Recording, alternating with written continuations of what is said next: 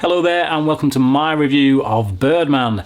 Birdman sees Michael Keaton, who is brilliant in this film by the way, playing Regan, who is a washed up actor famous for a series of films, superhero films, the Birdman trilogy so to speak, who is now deciding to reclaim some kind of prestige from putting on a Broadway play. He's writing, directing and starring in. All the while that he's doing this, his life seems to be falling apart around him. He doesn't seem to be able to hold his relationships between his current girlfriend, his ex-wife and his daughter, and he's quite frankly a little bit out of his depth whilst directing this play, which is never more evident than when a new actor played by Edward Norton comes in and pretty much starts to rule the roost. Add to that the fact that Regan is hearing a voice in his head of himself as the Birdman character telling him what to do, and it all makes for an awful lot of chaos. So I've heard so much about this film, I've seen so many reviews, heard so many people talking about it, telling me that it's the best film ever,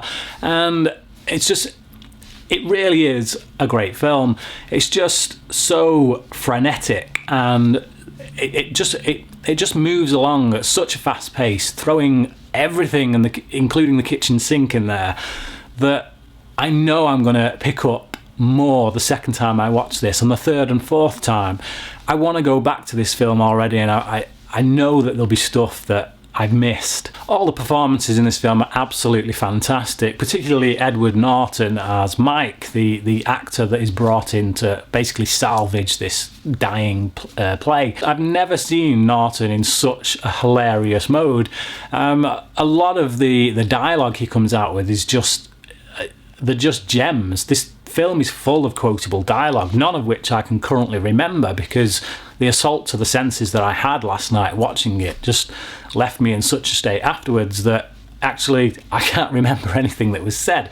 But what I do know is that when I was watching it and when I was listening to the dialogue, there was so many bits that I was like, oh, I need to remember that. Oh, I need to remember that. Oh, and it's just the dialogue in this film is brilliant. However, there's an awful lot of swearing in it, which for me was a little bit of a sour point. I don't feel I need that much swearing in a film.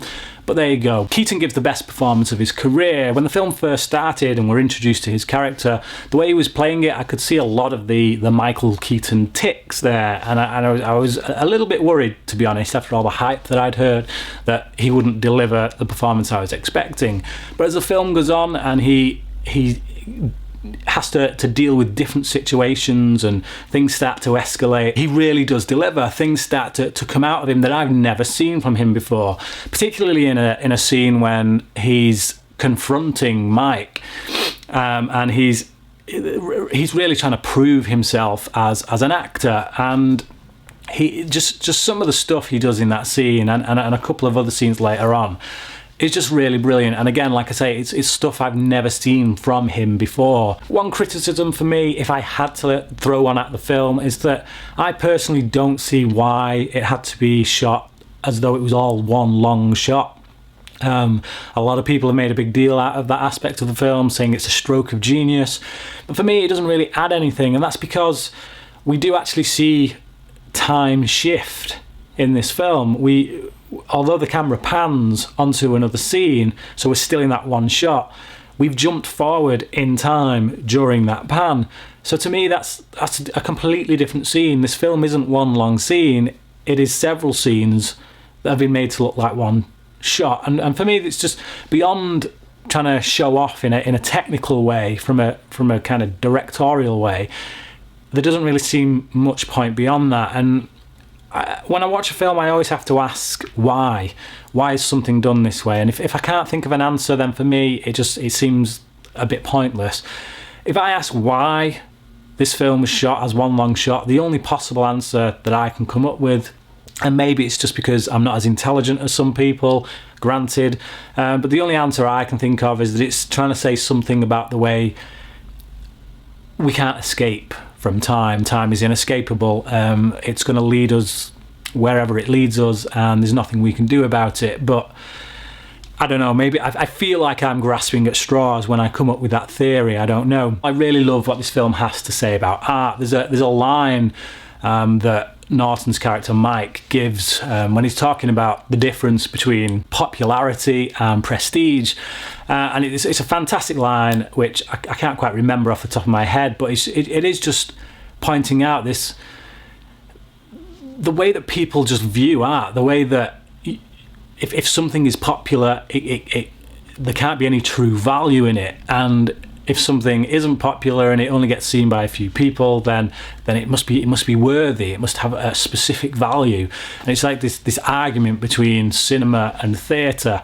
And in a way, Iñárritu, who directed this film, he's kind of sticking a finger up really to anyone who tries to make that distinction. Ultimately, art is subjective, and I feel that that's one of the overriding messages of this film, which is that we all need to express ourselves in some way, but that art that we partake in, whether it's popular or whether it's only seen by a few people, it's ultimately not the thing that defines us. What defines us is the relationships we build. If Riggins' career as Birdman was stripped away from him, and if his theatre career, such as it is, was stripped away from him, he would still have his daughter. He would still have that relationship with his daughter.